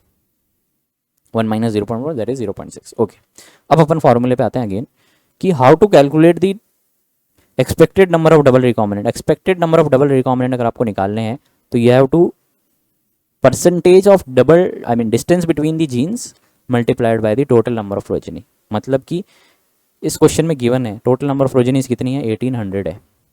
तो 1800 multiplied by percentage of distance. Percentage of distance is 20 का परसेंट कितना होगा? 0.2 मल्टीप्लाइड बाय डिस्टेंस इसका कितना होगा? 0.12। यस गाइज ये क्लियर है? So this will give me my observed double recombinant, I mean expected number of double recombinant, expected not observed. तो expected निकालने का फॉर्मूला होता है कि आप जितने भी नंबर ऑफ प्रोजेनीज गिवन है और जो भी मैप डिस्टेंस है उनके परसेंटेज से उसको मल्टीप्लाई कर दो। यहाँ पे फॉर्मूला एप्लीकेशन सिखा रहा हूँ मैं आपको। आई एम सेइंग कि एक्सपेक्टेड नंबर अगर आपको डबल रिकॉम्बिनेंट के निकालने हैं, जो कि कहाँ है? यहाँ पे है। This is your expected number of double recombinant. तो क्वेश्चन में क्या है? नंबर ऑफ प्रोजेनीज अगर गिवन है और अगर आपको एक्सपेक्टेड निकालने हैं और मैप दिया हुआ है तो आपको मैप में जो भी डिस्टेंस दिया हुआ है उनको मल्टीप्लाई कर देना है टोटल नंबर ऑफ प्रोजेनीज से, उनका परसेंटेज निकाल के। तो यहाँ पे जो परसेंटेज निकल रहा है वो निकल रहा है 0.2 इसका, और इसका परसेंटेज है 0.12। अब दोनों को मल्टीप्लाई कर दो, 0.1 0.12 multiplied by total number of progenies is 1800। तो आपका आंसर जो आएगा वो आएगा 43.2। 43.2 क्या है मेरा, एक्सपेक्टेड है। COC मेरे को पता है 0.6 is equals to observe number of double recombinant divided by 43.2। तो मेरा जो आंसर आएगा observe number of double recombinant is equals to कितना आएगा इस 26। इसको इधर लेके जाओ आप, मल्टीप्लाई कर दो 26। इतना क्लियर, 26 तक आ गया सभी का। तो 26 क्या है, observe number of double recombinants, observe number of double recombinants. अब टेल मी इसमें जो डबल रिकॉम्बिनेंट है वो कितने हैं, डबल रिकॉम्बिनेंट कितने हैं, 16 एंड 14। यस, दो हैं जो डबल रिकॉम्बिनेंट है, दो हैं जो single cross over between A and B है, दो हैं जो सिंगल क्रॉस ओवर बिटवीन क्या है बी एंड सी है, और दो क्या है पेरेंटल हैं। जो भी वैल्यू आएगी वो डबल में आएगी। तो यहाँ पे जो 26 आया मेरा, this is double recombinant, double cross over, but वो डबल है, तो सिंगल की वैल्यू कितनी होगी, 13 एंड 13। इतना क्लियर है सभी को। अपन ने यहाँ पे डबल क्रॉसिंग ओवर निकाल लिया है, 13 13 आ जाएगा। ओके ओके, अब अपन बात करते हैं सिंगल क्रॉस ओवर की। ठीक है, ये हो गया अपना पूरा डबल का। अब सिंगल क्रॉस ओवर में अगर आपको निकालनी है तो अपन सिर्फ एक वैल्यू की बात करेंगे। एक वैल्यू का मतलब अपन सिर्फ 20 की बात करेंगे। तो अगर आपको distance between E and R O निकालनी है, डिस्टेंस बिटवीन अगर ई एंड आर ओ निकालनी है तो क्या है कि 20% ऑफ 1800, 20% ऑफ 1800। ओके, मतलब कि 1800 टोटल प्रोजेनीज है, उनमें 20% क्या होंगी, ई और आर ओ के बीच की होगी। Single cross over between E and R O की नंबर ऑफ प्रोजेनीज जो होंगी वो कितनी होंगी, वो होंगी आपकी 20/100 मल्टीप्लाइड बाई 1800। कितना आएगा आंसर, 360 आएगा। तो single cross over between E and R O जो है मेरा 360 आ रहा है। Okay, single cross over between E and R O जो है मेरा 360 आ रहा है। बट आपको पता है कि डबल रिकॉम्बिनेंट भी इनके अंदर है कहीं ना कहीं, क्योंकि अपन ने 13 13 जब निकाला है तो टोटल में से निकाला है। तो इस 360 में से आप डबल रिकॉम्बिनेंट माइनस कर दोगे। डबल रिकॉम्बिनेंट कितने थे, 26 थे। तो 360 minus 26 you have to do this, क्योंकि अगर आप यहाँ पे इस क्वेश्चन में देखोगे तो आपको ऐड हो रहा है, यहाँ पे डबल रिकॉम्बिनेंट आपने ऐड किए हैं इनके साथ में, तब आपको क्या मिला है, उसका एग्जैक्ट वैल्यू मिला है। अब आपको यहाँ पे माइनस भी करना पड़ेगा, तो आपका आंसर आएगा 334 नॉट 44। तो 334 is the number of progenies between E and R ओ।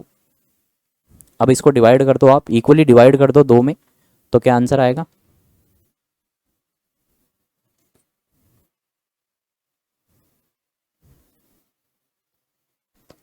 क्या आंसर आएगा 167। यस, तो सिंगल क्रॉस ओवर एक मेरा कितना हो गया, 167 167। एक और सिंगल क्रॉस ओवर आएगा तो अपन यहाँ पे एक और सिंगल क्रॉस ओवर लिखना है अपन को। तो सेम चीज़ आप इधर करोगे, क्या करोगे, 12 डिवाइडेड बाई 100 मल्टीप्लाइड बाई 1800। क्या आंसर आएगा, 12 इंटू 18 इज 216। 216 में से माइनस करोगे आप पहले 26 को माइनस करोगे, आंसर आएगा 190। 190 को डिवाइड बाई 2 करोगे तो आएगा 95। तो एक और सिंगल क्रॉस ओवर जो है वो कितना है, 95। अब जो बचेगा 1800 में से ये सारी वैल्यूज़ माइनस कर लो, उसको डिवाइडेड बाई 2 कर दो, तो आपको पेरेंटल आ जाएगा। तो वो आएगा 625 एंड 625। ये क्लियर है क्वेश्चन सभी को? यस गाइस, अगर ये क्वेश्चन समझ में आ गया तो कहीं पे दिक्कत नहीं आएगी। क्लियर है? तो ये सबसे हार्ड क्वेश्चन है इस पूरे मैपिंग का, बट इससे आपको बेसिक से बेसिक आइडिया क्लियर हो रहा है कि क्या चीज़ करनी है अपन को क्वेश्चन में, क्योंकि अब CSIR जो है ऐसे क्वेश्चन देके थक चुका है, अब वो बोर हो गया है, ऐसे क्वेश्चन सबको आने लग गए हैं। अब वो क्वेश्चन देंगे वो ऐसे देंगे, इस लेवल को आपको मैच करना पड़ेगा। हाफ में क्यों डिवाइड कर रहे हैं, बिकॉज ओके देखो मैं बताता हूँ हाफ में क्यों डिवाइड, ये ध्यान रखना इसका कि आपको ई गिवन है, आर ओ गिवन है एंड एक गिवन है बी वी, ठीक है। इसकी दो फॉर्म्स होंगी, एक होगी डोमिनेंट और एक होगी रिसेसिव, क्योंकि क्रॉसिंग भी हो रही है ना। तो जो प्रोजेनीज है, जैसे मान लो कि मेरी 95 और 95 दो क्रॉसिंग और आई है, तो 95 95 आई किसके बीच में है, E R O B V plus, ये मेरी डोमिनेंट है, and E plus R O and B V plus. तो ये दोनों क्या है, इन दोनों की हैं 95 95। एक सेकेंड, ई I think E plus R O plus and B V होगा, ये नहीं बी वी होगा, एंड इसका ऑपोजिट जो होगा वो होगा E minus R O minus and B V plus. Yes, तो इसलिए अपन को इनको हाफ हाफ करना पड़ता है, क्योंकि जो अपन निकाल रहे हैं वो इन दोनों का निकाल रहे हैं। जैसे यहाँ पे किया था अपन ने, इस क्वेश्चन में क्या किया था, नीचे का सबका फिक्स है, स्मॉल ए स्मॉल बी स्मॉल सी, क्योंकि अपन ने क्रॉसिंग जो कराई है यहाँ से करवाई है, ओके। बट ऊपर का देखो, capital A small B capital C, और इसका क्या है, इसका एकदम ऑपोजिट, कैपिटल ए का ऑपोजिट स्मॉल ए, स्मॉल बी का opposite capital B, capital C का ऑपोजिट स्मॉल सी। तो एग्जैक्टली दो आपको प्रोजेनीज मिलती हैं जो एग्जैक्टली ऑपोजिट होती है एक दूसरे के, इसलिए अपन उनको हाफ कर रहे हैं इस क्वेश्चन के अंदर, ओके। तो जो यहाँ पे पेरेंट्स होंगे वो क्या होंगे, E plus R O plus and B V plus. एक पेरेंट तो ये हो गया, एक पेरेंट क्या हो गया, E R O B V, दोनों कितने आएंगे 625 एंड 625, इस तरीके से। लेकिन क्वेश्चन में तो सेम वैल्यूज़ नहीं है। किस चीज़ की सेम वैल्यूज़ नहीं है, अच्छा इसकी बात कर, ये तो ऑलरेडी गिवन है ना आपको, डेटा गिवन है, ये डेटा गिवन है आपको, यहाँ पे आपको कैलकुलेट करना है। तो कैलकुलेट करना है तो आपको फिर उसको डिवाइडेड बाय 2 करना है, क्योंकि अपन सारी बातें क्या कर रहे हैं, एक्सपेक्टेड में बात चल रही है यहाँ पे, this is not given answer, okay. तो ये था अपना मैपिंग के क्वेश्चंस वगैरह। कुछ और क्वेश्चन जहाँ भी आपको मिले प्रैक्टिस करना, अब आपसे हो जाएंगे, कोई दिक्कत नहीं आएगी। नेक्स्ट क्लास में अपन ये जो है करेंगे, मेरे को लगा था आज कर लेंगे अपन, कोई बात नहीं। तो कोई डाउट आज को किसी की क्लास में, ओके गाइस, देन आपको डाउट है नहीं तो I will sign off now. So thank you very much, see you all again at 4 PM tomorrow, till then good night, take care.